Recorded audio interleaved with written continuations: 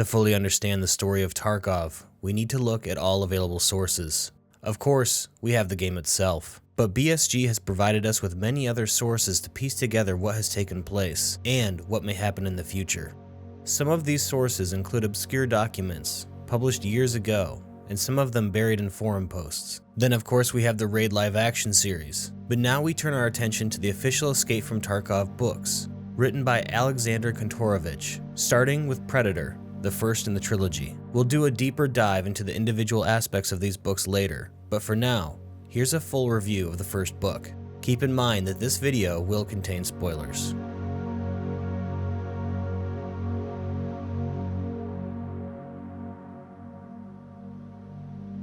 Predator follows our protagonist, Denis, who is an IT systems administrator for the Terragroup Corporation. He currently lives in Tarkov City in a relatively high-end studio apartment that is equipped with a self-designed smart home system. One day, Terragroup executives order a sort of all-hands-on-deck emergency review of all systems relating to their inventory. The job must be completed as quickly as possible, so to remove distractions as well as provide employees with a comfortable working environment, Terragroup rents out an entire wing of the nearby Azure Coast Health Resort for the employees to stay at while they complete their task. Oddly enough, some of Terragroup's armed USEC security personnel shuttled the teams there, and while Denis finds this somewhat odd, he doesn't think too much of it. For about 2 weeks, the teams work day and night to complete their task, but they do so successfully and on time.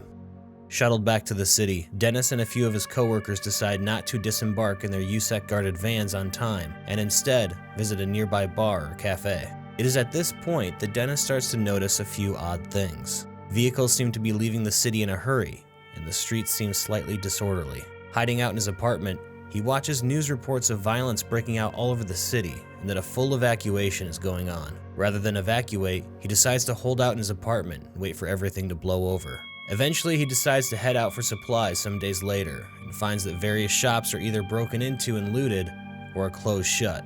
Eventually, he hears some looting nearby and goes to see what's going on. Some military men have shot and killed a looter, but they spare Denis because he is unarmed. He later recalls that they were wearing a patch that reads, "Bear." Back at his apartment, he isn't sure what to do next until some of his friends arrive. They have a car ready, and they are urging him to leave with them and evacuate. They are also Terragroup employees. They are about to leave when Denis remembers he forgot his water bottles in the apartment, and he heads back up to get them. This ends up saving his life, as a squad of bears show up and run his 2 waiting friends against a database of Terragroup targets. They match, and the bears shoot and kill them while they're still in the car. Then, they light their car on fire. Denis is also on the list, including his apartment number, and the bear squad search his apartment while Denis hides nearby.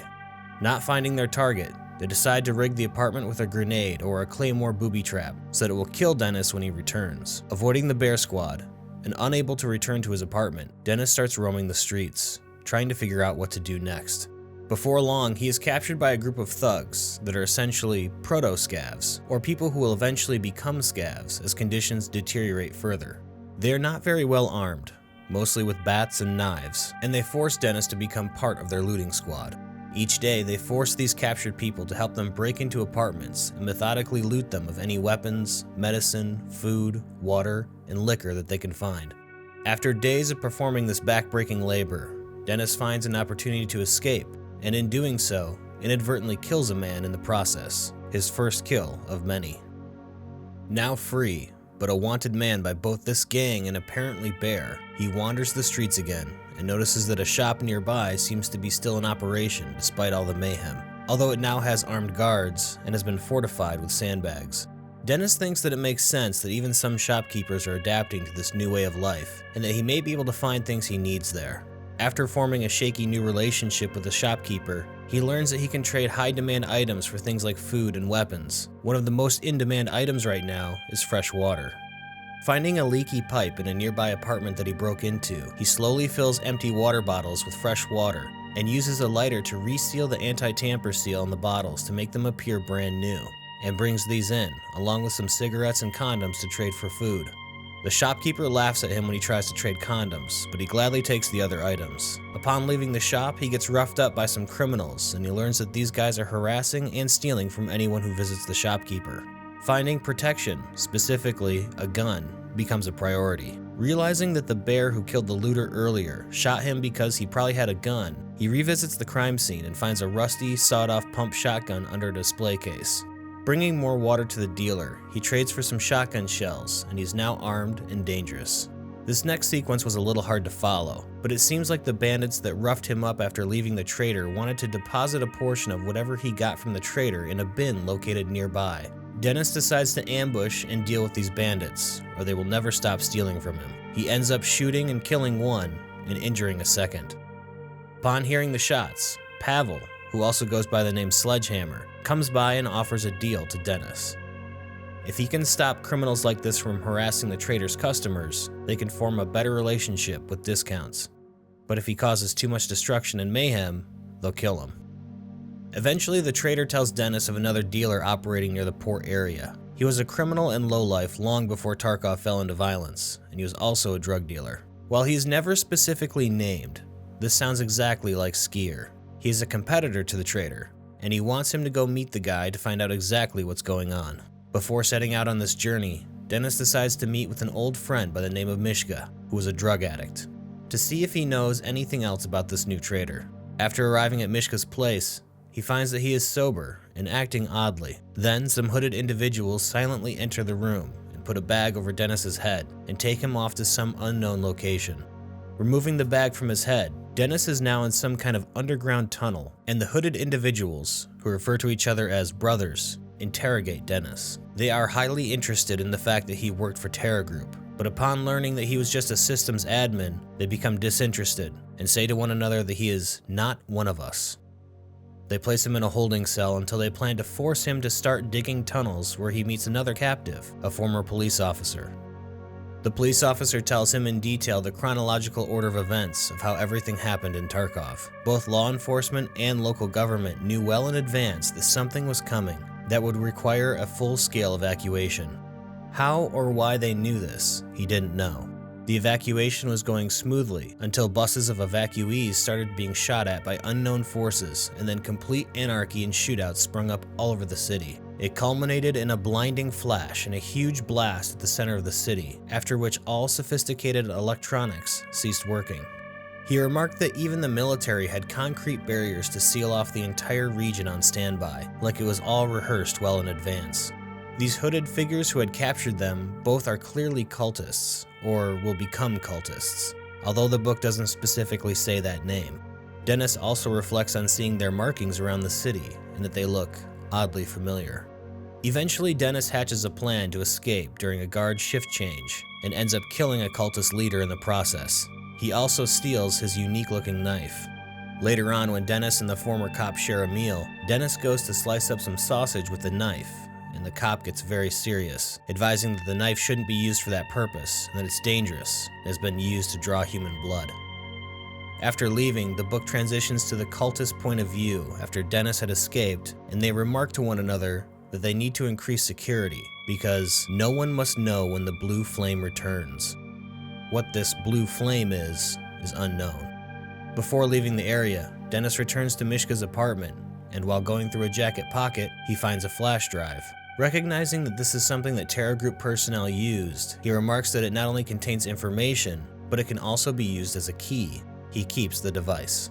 Over the course of the book, Denis has some skirmishes with various scav gangs and scattered pockets of USEC. During this time, he covertly sneaks into some scav bases and either converses with or kills leaders of various gangs from the shadows, never revealing his face. When doing this, he refers to himself as being the Predator, a name he randomly came up with that is inspired from the American movie starring Arnold Schwarzenegger. This Predator figure becomes legendary and feared among the scav gangs, and nobody ever suspects that Denis is the actual Predator, but he is the Predator's messenger.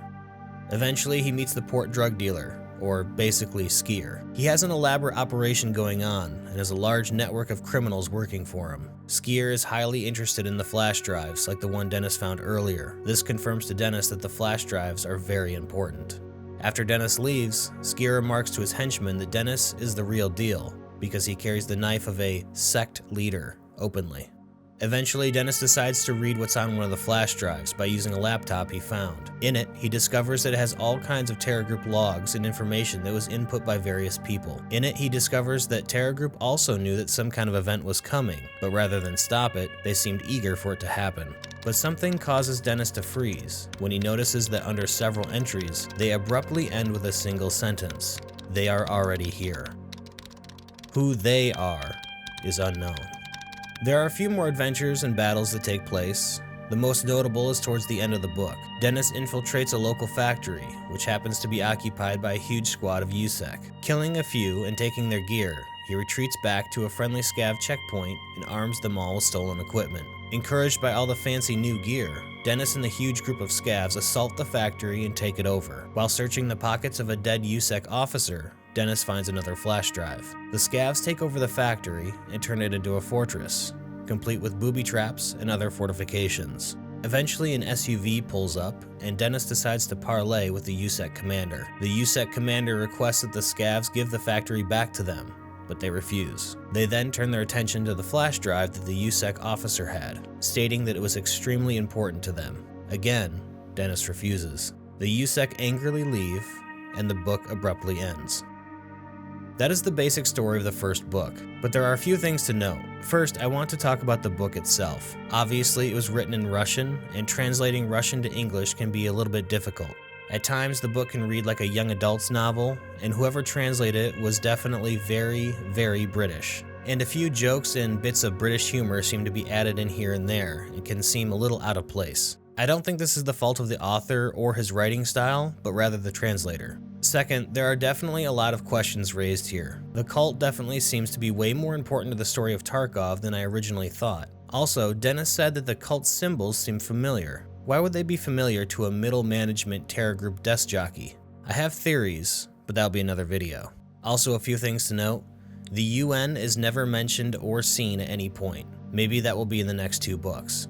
Also, the only dealer that is mentioned by name is Therapist, but only briefly. The original dealer that Denis meets tells him he should go see her sometime. But I'm definitely thinking the drug dealer is Skier. No bosses are ever mentioned either. It's definitely an interesting story, and I'm hoping in the next 2 books it's elaborated upon further. I also hope that we get to meet some of the bosses and other traitors, and find out more about them. The entire time Denis's character evolves from a computer nerd to a hardened killer, he seems indifferent about the change. He never battles with the emotional impact of killing others and seeing a large amount of death. This could be a coping mechanism, but it seems like a missed opportunity for some good character development. I'm going to elaborate on specific elements of the book, including some new theories I have in future videos. I'm also going to start reading the second book in the series, so you can expect another full review of that when I'm finished. These books can be a bit of a struggle to read at times, so if you could take a moment to subscribe to our channel to help out, I'd really appreciate it. I'll have new videos out soon, but until then, I'm Jeff with EUL Gaming. Good luck out there.